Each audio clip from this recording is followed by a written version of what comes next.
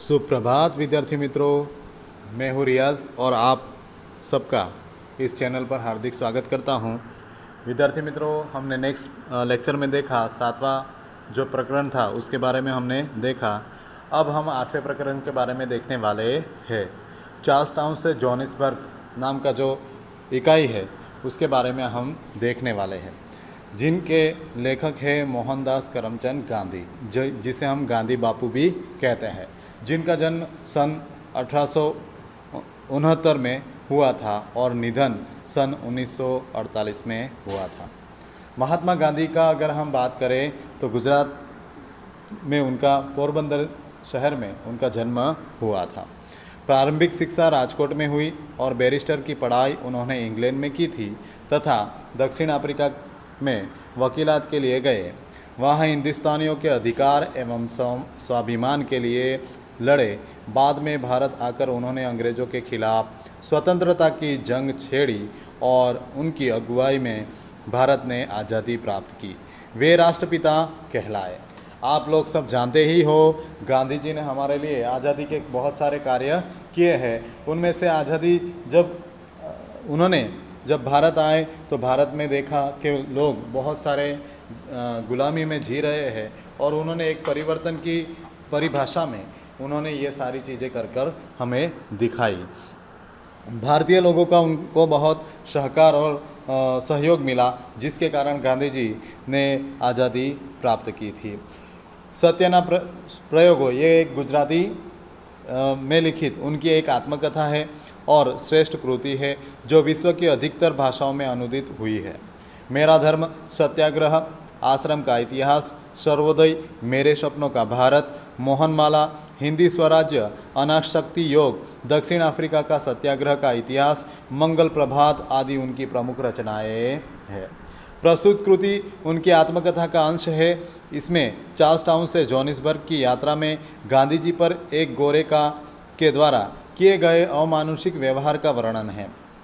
मैं आपसे ये भी बताता चलूँ विद्यार्थी मित्रों कि गांधी जी के जीवन में बहुत सारे ऐसे प्रसंग थे जो प्रसंग को उन्होंने उनकी आत्मकथा में जो सत्यना प्रयोग है उसमें उन्होंने बताने का प्रयत्न हमें किया है। उसका अपमानजनक पीड़ादायक बर्ताव तत्कालीन भारतीयों की हीन दशा का परिचायक है, क्योंकि उस समय विदेशों के असाधारण भारतीयों की स्थिति एक कुली के समान थी। जब अंग्रेज़ों का शासन था तो अंग्रेज़ों के शासन में भारतीयों को बहुत निम्न स्तर का उन्हें माना जाता था। इस बात को गांधी जी ने बहुत ही सचोटता से यहाँ वर्णन करने के प्रयत्न किया है। गांधी जी, आपको पता तो है कि सत्य पर चलने वाले थे, सत्य के राह में हमेशा निछावर अपनी जान को भी करने वाले थे। ऐसे गांधी जी के बारे में, ऐसे मोहनलाल करमचंद गांधी के बारे में आज हम उनकी जो आत्मकथा का एक अंश है उसके तहत आज ये हम देखने वाले हैं। शुरुआत कर रहा हूँ विद्यार्थी मित्रों, आप ध्यान से देखिएगा, आपके साथ पुस्तक भी आपके साथ रखिएगा। चलो तो शुरुआत करते हैं। ट्रेन सुबह चार्ल्स टाउन पहुँची थी। उन दिनों चार्ल्स टाउन से जोहानिसबर्ग पहुँचने के लिए ट्रेन नहीं थी। घोड़े की शिक्रम थी और बीच में एक रात स्टन में रुकना पड़ता था। तो शिक्रम यानी ये जो जब ट्रेन चार्ल्स टाउन से जोहानिसबर्ग पहुंचने के लिए कोई ट्रेन नहीं थी, इसीलिए वहाँ से घोड़े की शिक्रम यानी कि घोड़े गाड़ी को लेना पड़ता था और बीच में एक रात स्टेंडन से रुकना पड़ता था। मेरे पास शिक्रम का टिकट था। मेरे एक दिन देर से पहुंचने का कारण वह टिकट रद्द नहीं होता था और एक दिन गांधी जी को लेट पहुंचने की वजह से वो टिकट को रद्द कर नहीं सकते थे। इसके अलावा अब्दुल्ला सेठ ने शिक्रम वाले के नाम चार्ल्स टाउन से पते पर तार भी कर दिया था और अब्दुल्ला सेठ जो है वो उन्होंने शिक्रम वाले को उन्होंने तार भी कर दिया था। पहले मोबाइल का कोई आविष्कार नहीं था विद्यार्थी मित्रों, इसी कारण तार का आविष्कार था, इसीलिए अब्दुल्ला सेठ ने शिक्रम वाले को तार कर दिया था। चार्ल्स टाउन की ये घटना है, आगे हम देखेंगे। पर उसे तो बहाना ही खोजना था, इसीलिए मुझे नीरा अजनबी समझकर उसने कहा, आपका टिकट तो रद्द हो चुका है। मैंने उचित उत्तर दिया, पर टिकट रद्द होने की बात तो मुझे दूसरे ही कारण से कही गई थी। यात्री सब सिक्रम के अंदर ही बैठे थे, लेकिन मैं तो कुली की गिनती में था, अजनबी दिखाई पड़ता था। इसीलिए सिक्रम वाले की नीयत यह थी कि मुझे गोरे यात्रियों के पास न बैठाना पड़े तो अच्छा हो। और क्या हुआ कि सिक्रम यानी कि घोड़े से चलने वाली एक प्रकार की बगी, जिसे हम घोड़ा गाड़ी भी कहते हैं, और जब सिक्रम में जब जाने लगे और जाने के बाद गांधी जी ने जो दृश्य देखा तो वहाँ पर सारे लोग बैठे हुए थे, मगर गांधी जी को कोई यानी कि वहाँ बिठाने के लिए तैयार नहीं था। और सारे गोरे ये समझते थे कि ये इंसान मेरे बाजू में नहीं बैठे तो अच्छा है। हम भी कभी कभी बस में सफ़र करते हैं तो बस के अंदर हम देखते हैं कि कोई इंसान हमें जगह देता नहीं है, हालांकि दूसरी बाजू की जो सीट होती है वो खाली होने के बावजूद वो हमें जगह नहीं देता।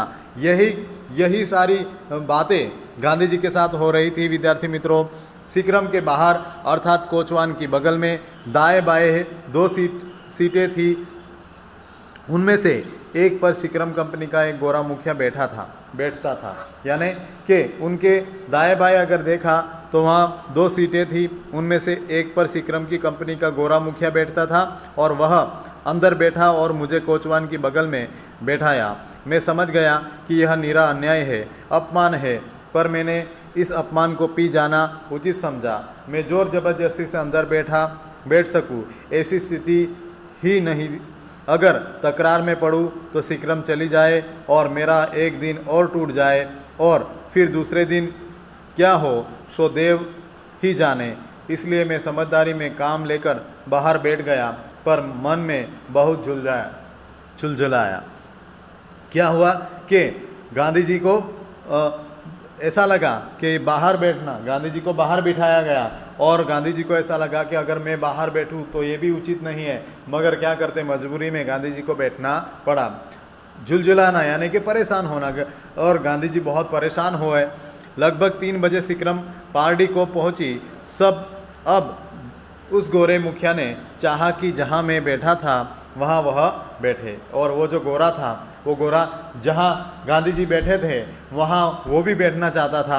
उसे सिगरेट पीनी थी, थोड़ी हवा भी खानी थी, इसलिए उसने एक मेला सा बोरा जो वहीं कोचवान के पास पड़ा था उठा लिया और पैर रखने की पटिए पर बिछाकर मुझसे कहा, सामी तू यहाँ बैठ, मुझे कोचवान के पास बैठना है। मैं उस अपमान को सहने में असमर्थ था, इसलिए मैंने डरते उससे कहा, तुमने मुझे यहाँ बैठाया और मैंने वह अपमान सह लिया। मेरी जगह तो अंदर थी, पर तुम अंदर बैठ गए और मुझे यहाँ बैठाया। अब तुम्हें बाहर बैठने का इच्छा हुई है और सिगरेट पीनी है, इसलिए तुम मुझे अपने पैरों के लिए पास बैठाना चाहते हो। मैं अंदर जाने को तैयार हूँ, पर तुम्हें पैरों के पास बैठाने को तैयार नहीं हूँ। यानी गांधी जी को ये सारा अपमान लगता था, और ये अपमान ऐसा लगता था कि जो गोरा था, वो गोरा अंदर जब बैठा था तो गांधी जी को वो उसने वहाँ नहीं बैठने दिया था। जब गांधी जी बाहर बैठे थे तो गांधी जी के पास आकर वो सिगरेट पीना चाहता था, हवा में बैठना चाहता था, इसीलिए वहाँ पर एक बोरी पड़ी हुई थी, उस पर गांधी जी को वो बैठाना चाहता था। मगर ये सारी बातें गांधी जी को मन ही मन में कुछ अलग महसूस कर रही थी, कुछ अलग उन्हें महसूस हो रहा था। इसी कारण गांधी जी को अब ये अच्छा नहीं लगता। मैं मुश्किल में इतना ही कह पाया था कि मुझ पर तमाचों की वर्षा होने लगी और वह गोरा मेरी बाह पकड़कर मुझे नीचे खींचने लगा। और वो गोरे ने क्या करा कि गांधी जी के साथ ज़बरदस्ती करने लगा और गांधी जी को तमाचे मारने लगा और वो नीचे खींचने लगा। बैठक के पास ही पीतल के सिक्के थे। मैंने भूत की तरह उसे पकड़ लिया और निश्चित किया कि कलाई चाहे उखड़ जाए पर सिक्के न छोड़ूंगा। क्या हुआ कि गांधी जी को वो नीचे फेंकने लगा और जो कड़े थे वहाँ सिक्के यानी कि जो पकड़ने का जो कड़ा होता है या हैंडल हम जिसे कहते हैं, गांधी जी ने उसे पकड़ कर रखा और गांधी जी मन में ही ये सोचने लगे कि मर जाऊंगा मगर ये कड़े को छोड़ूंगा नहीं, ये हैंडल को मैं छोड़ूंगा नहीं। मुझ पर जो बीत रही थी उसे अंदर बैठे हुए यात्री देख रहे थे। वह गोरा मुझे गालियां दे रहा था, खींच रहा था, मार भी रहा था, पर मैं चुप था। वो गोरा क्या कर रहा था कि गांधी जी पर अत्याचार कर रहा था। वह बलवान था और मैं बलहीन। यात्रियों में कईयों को दया आई और उनमें से कुछ बोल उठे, अरे भाई उस बेचारे को वहाँ बैठा रहने दो, उसे नाहक मारो मत, उसकी बात सच है, वहाँ नहीं तो उसे हमारे पास अंदर बैठने दो। गोरे ने कहा, हरगिज नहीं, पर थोड़ा शर्मिंदा वह जरूर हुआ। अतः उसने मुझे मारना बंद कर दिया और मेरी बाह छोड़ दी। 2-4 गालियां तो ज़्यादा दी, पर एक होटेनटाट नौकर दूसरी तरफ बैठा था। उसने अपने पैरों के सामने बैठा कर खुद बाहर बैठा। यात्री अंदर बैठ गए। सीटी बजी, सिकरम चली, मेरी छाती तो धड़क ही रही थी। गांधी जी को ये सारी चीज़ें, एक अनजान शहर था, अनजान शहर में गांधी जी को ये क्या लग रहा था, एकदम डर लग रहा था।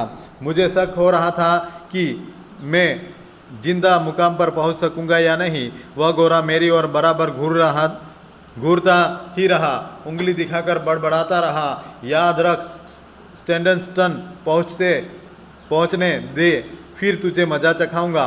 मैं तो गूंगा ही बैठा रहा और भगवान से अपनी रक्षा के लिए प्रार्थना करता रहा। गांधी जी अनजान शहर में है और अनजान शहर में होने के कारण वो एक बेबस होने के कारण वो बेबस हो चुके थे और बेबस होने के कारण वो अपने आप में बहुत अंदर से डरे हुए थे।